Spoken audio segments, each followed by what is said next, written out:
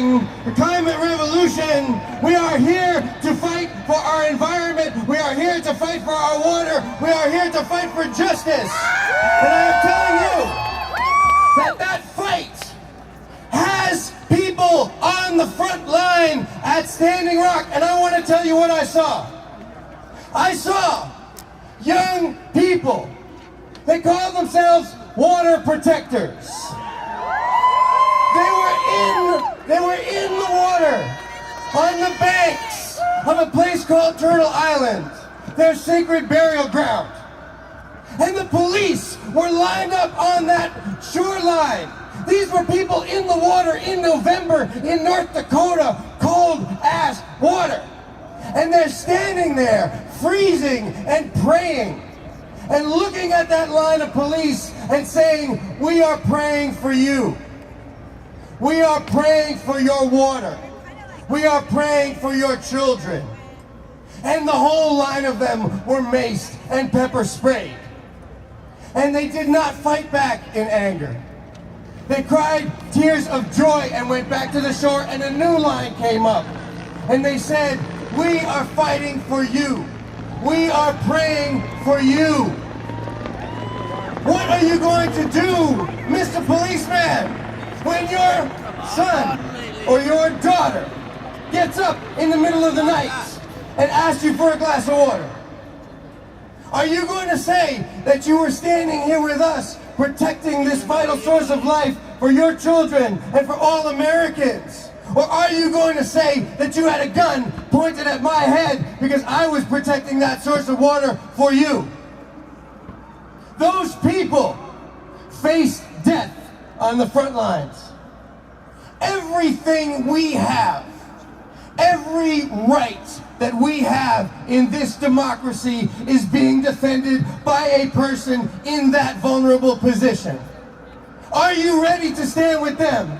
Are you ready? Because this is about love.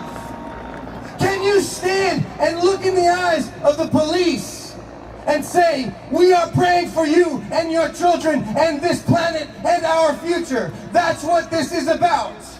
This is about that kind of love and that kind of vulnerability. Because let me tell you something, the Dakota Access Pipeline and that stand that is happening there at the camps where you will never touch a dollar bill, where you will never touch your ATM card, which run on something different, a different series of values.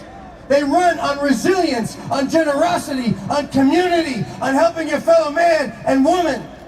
They run on something different than the corporate greed and institutionalized racism and institutionalized violence that this administration wants to run on. But we are going to be something different. We are going to be something new.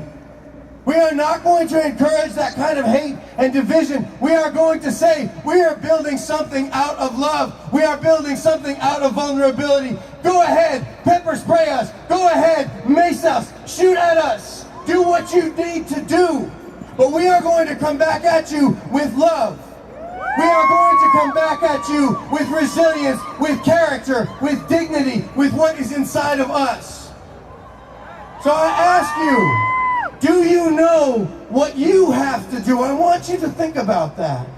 Yes, call your congressmen. Yes, call your representatives. But show up on the front lines for the people, because we would not have that if Susan B. Anthony does not get beaten when she is about to vote. We do not have that if Gandhi does not show up at the salt mines and says, "Do what you will do to us, we will not do it back to you." We do not have that without civil disobedience based in peaceful, loving, nonviolent resistance. Because when you know what you have to do in this fight, it is like falling in love. You know it's going to turn your whole world upside down. You know that nothing is ever going to be the same after that, but you can't do anything about it. You have no choice. To turn away from that is a kind of death. And this is the only planet that we have that has love songs. This is the only planet that we have that has poetry. So it's time to celebrate life and love on the planet Earth. That is the only way we win. We don't win at Standing Rock without those beautiful water protectors standing there shivering in the freezing cold. I want you to remember that, because the police are going to come time and time and time again. We have pipelines crisscrossing this whole country.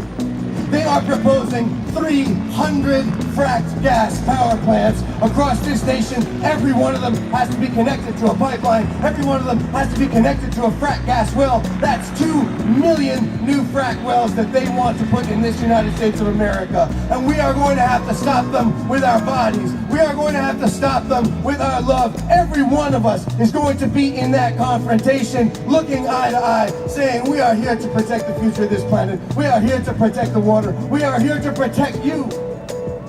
We are here to protect and serve.